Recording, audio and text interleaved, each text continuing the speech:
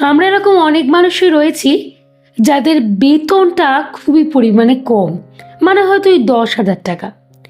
যখনই 10,000 টাকা বেতন হয় তখনই দেখবে আমাদের মধ্যে একটা ঋণ নেওয়ার প্রবণতা কিন্তু তৈরি হয়।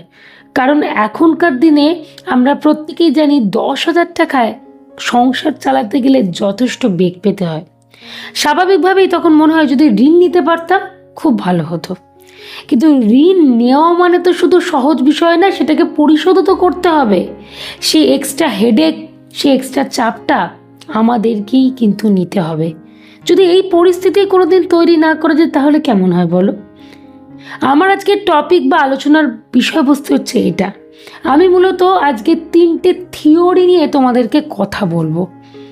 এইগুলোকে যদি অ্যাপ্লাই করো তাহলে তোমার বেতন যত কমই হোক না কেন তোমাকে কিন্তু ঋণ নিতে হবে না।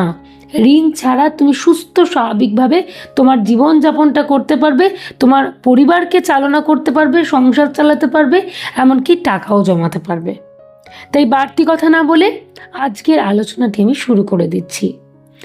প্রথম থিওরিটার কথা বলি, সেটা হলো মানি রিলেশন থিওরি। এর মূল বক্তব্য বা বিষয়বস্তু কি? প্রত্যেকটা টাকার হিসেব আমাদেরকে আগে থেকে করে রাখতে হবে, যেটা আমরা কেউই করি না। আমাদের মনে হয় যে না, হাতে টাকা পাই তারপরে ঠিক হিসাব করা যাবে।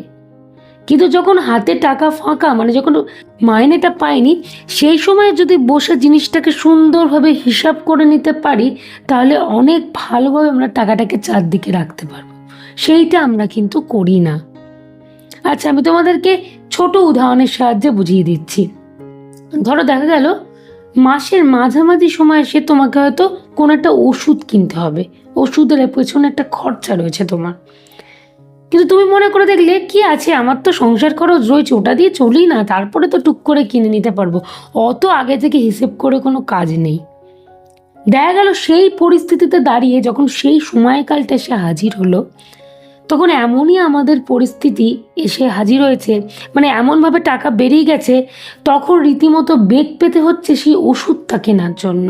কেন? যথেষ্ট টানাটানির মধ্যে পড়ে গেছি বা যথেষ্ট চাপের মধ্যে দিয়ে আমরা জীবন অতিবাহিত করছি। তাহলে আজকে এই পরিস্থিতি কেন তৈরি হচ্ছে? যদি আমরা আগে থেকে হিসাবটা করে রাখতাম তাহলে কি আজকে এই পরিস্থিতি তৈরি হতো? কারণ সেই জিনিসটা কেনার জন্য তো টাকা আগে থেকেই বরাদ্দ করা থাকতো, তাই নয় কি? আর তখনই কি হয় বলো তো? তখনই আমাদের ঋণ নিতে হয়, মানে আমরা ঋণের বশবর্তী হয়ে পড়ি। তোমাদের একটা ধারণা হতে পারে ঋণ মানে 1 লাখ 2 লাখ টাকা বুঝি ঋণ নেওয়া না। এই ফলের দোকানে 300 টাকা ধার, মুদিখানা দোকানে 500 টাকা ধার, খুব চেনা পরিচিত কারুর কাছে আবারও হয়তো 500 টাকা ধার। দেখো এই 500, 300, 200 এরম করতে করতে সেই মাপটা গিয়ে হয়তো 1500, 2000-এ গিয়ে ঠেকে যাচ্ছে। তো এগুলো কি আমাদের জীবনে একটা এক্সট্রা হেডেক নয়, এক্সট্রা চাপ নয়, যখন আমাদের এতটা কম ইনকাম? তাহলে এই পরিস্থিতি আমরা কেন তৈরি করব? টাকাটা হাতে পাওয়ার আগে সুন্দর করে একটা ভাগ করে নেব, সাজিয়ে নেব, তাহলেই কিন্তু এই পরিস্থিতি তৈরি হবে না। এই থিওরিটা অ্যাপ্লাই করো যাদের ইনকাম ভীষণ পরিমাণে কম। দ্বিতীয় পয়েন্ট বা দ্বিতীয় থিওরি, এইটা একটা ভীষণ ইম্পর্টেন্ট থিওরি, সেটা হলো মানি ফিল আপ থিওরি। এর মূল বিষয়বস্তু কি? দেখবে ওই এক জায়গা থেকে গর্ত খুঁড়ে আর এক জায়গায় ভরাট করা, আমরা এই জিনিসটা করি, এটা করা চলবে না। আমাদেরকে কি করতে হবে? চেষ্টা করতে হবে যাতে টাকাটা কোনো জায়গা থেকে ফাঁকা হয়ে গিয়ে আর এক জায়গায় ভরাট হচ্ছে এইটা না হয়, সব দিক ভরা ভরা থাকুক। এইটা আমাদেরকে চেষ্টা করতে হবে। কি করবো এর জন্য?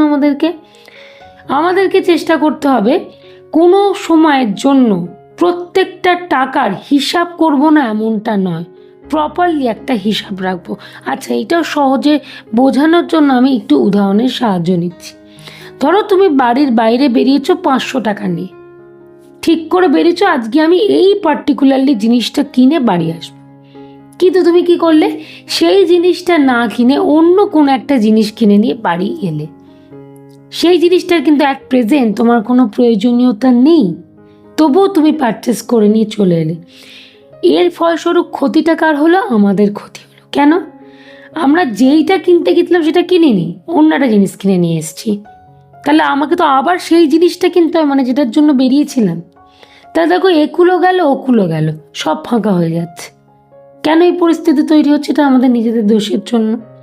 আমাদেরকে কি করতে হবে? এক জায়গা থেকে গর্ত খুঁড়ে আরেক জায়গায় ভরাট করবো না, আমাদেরকে সব দিকটাই ভরাট রাখার চেষ্টা করতে হবে, আলাদা আলাদা খাতে সব কিছুকে বরাদ্দ করে নেব। এই হচ্ছে মূল বিষয়বস্তু। ক্লিয়ার করতে পারলাম আশা করি। আচ্ছা, 3 নম্বর থিওরি, মানি ফ্রেন্ড থিওরি। আমাদেরকে মনে রাখতে হবে টাকা কিন্তু আমাদের জীবনের পরম বন্ধু। যাদের অনেক টাকা রয়েছে তাদের আলাদা বিষয়, যাদের ইনকাম ভীষণ পরিমাণে কম তাদের কাছে টাকা কিন্তু পরম বন্ধু। আজকে কোনো বিপদ এসে হাজির হলে এই টাকার জোরেই আমরা কিন্তু এগোতে পারবো। টাকা না থাকলে আমরা কিন্তু লড়াই করে উঠতে পারবো না, এটা কিন্তু খুব একটা স্বাভাবিক বিষয়। অনেক মানুষ আমরা রয়েছি হাতে টাকা থাকলেই মনে হয় কীভাবে খরচা করব, কিভাবে উড়িয়ে দেবো। এরম বাজে খরচা উল্টোপাল্টাভাবে উড়িয়ে দেওয়া কিন্তু যাবে না। বুদ্ধি বিচার বিবেচনা করে টাকাটা খরচা করতে হবে। সব সময়ের জন্য একটা আপৎকালীন পরিস্থিতির জন্য টাকাকে কিন্তু জমিয়ে রাখতে হবে। আমরা জানি না আমাদের জীবনে কখন কি পরিস্থিতি এসে হাজির হচ্ছে, তাই টাকাকে সঞ্চিত রাখতে হবে, গচ্ছিত রাখতে হবে, যাতে সেই পরিস্থিতির সাথে আমরা লড়াই করে চলতে পারি। সব কিছুকে হিসাব করে চলতে হবে। তোমরা যারা আমার চ্যানেলটি ফলো করো তোমরা দেখবে এই সংক্রান্ত বিষয় নিয়ে আমার অনেক ভিডিও রয়েছে, তোমরা সেখান থেকে অনেকটা উপকৃত হয়ে যাবে। তবু আমি তোমাদের এই 3টে থিওরি নিয়ে বর্ণনা করলাম, যাতে আর কিছুই না, এরম পরিস্থিতি যাতে তোমাদের জীবনে না আসে, মানে ঋণ নেওয়া, এই পরিস্থিতি যাতে না আসে। কম বেতনে আমরা সুন্দরভাবে সব কিছুকে প্ল্যান করে সাজিয়ে চলাচল করতে পারো, জীবনযাপন করতে পারবো। লোন নিতে হবে এমনটা কিন্তু নয়, সবটাই একটা প্রি প্ল্যান, প্রপার থিওরিগুলোকে অ্যাপ্লাই করা, একটু বুদ্ধি বিচার বিবেচনা করে চলা, এইটাই আমাদের মধ্যে ভীষণ পরিমাণে অভাব। যদি সব কিছুকে সুন্দরভাবে সাজিয়ে নিতে পারি, দেখবে আমরা ঠিকই কম বেতনেও ঋণ ছাড়া সুন্দর একটা জীবন কিন্তু কাটাতে পারবো।